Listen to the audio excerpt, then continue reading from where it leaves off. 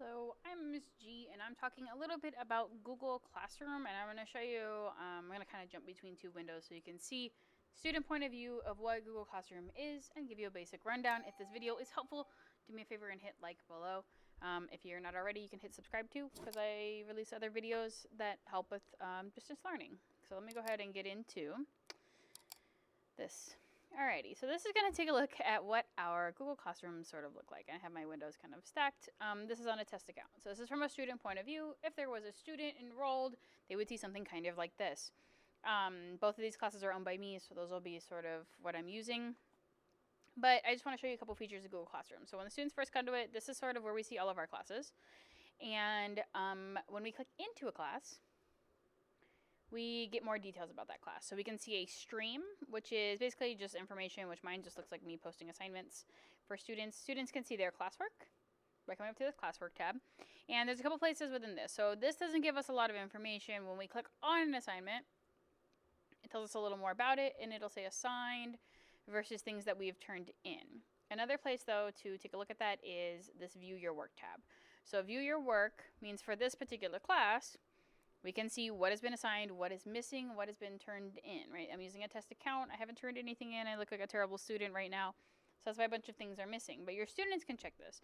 If you see a number grade come up, that means your teacher graded it. And they already returned it to you so you can see how you did, right?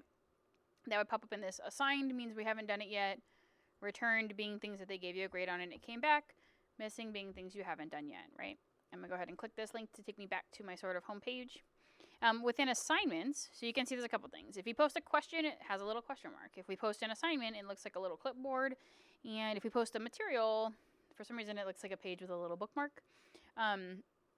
Any one of those, though, when we click into it, you'll see the title of what is due, how much it's worth, when it's due, and then this is usually where the instructions are. This is one of the things people like to skip reading this. They think these words are here for fun. So then, for example, like this assignment is an ed puzzle. The kids have a link that takes them to their assignment. Sometimes they have work embedded into it. Let me see if I can find you an example of that within this class. I actually think I know exactly where to go when I look at this one. So I have instructions right here for students to follow. They click view assignment. And if they look at an assignment like this one, we're going to see they actually started with their own resource. So me as a teacher, I gave them a Google slide to start with. So they would click into this. They would edit this, actually type all of their answers out on it, right? And then they would come back to this Google Classroom page and hit turn in. If it's something that they did outside of our class and then they need to add it into our Google Doc, they would come to this add create button, come from their Google Drive, which is automatically where it stores sort of all of their stuff. We can think about that as like a digital backpack that we threw all of our papers into. So they'd click from Google Drive, they'd find the name of their assignment, and hopefully it would pop up in this recent, which, for example, this would have been that assignment. I could have clicked it there and attached it with an insert, right? And I would have been able to then, should pop up a second time. It might not because I already have it. But then you would see that add to it, right? And then we would hit turn in. If this isn't a assignment that our students are struggling on, please encourage them to use this feature right here, private comments. So they may have class comments enabled in which all students can ask questions. Some teachers don't like that because sometimes students just want to say hi to each other. But all of us have this feature for private comments. So this is a tool that my students use all of the time to basically be like, hey, Miss G, I need help with this. And can you help me with this particular, boom, it's on this assignment so I can see what it is they're asking us for help with. Thinking if I'm missing anything inside Google Classroom. You can see upcoming work that's going to be due, and either in the near future or within the next week. And if we want to look for things under a certain header, we can see them here. So these are like large topics.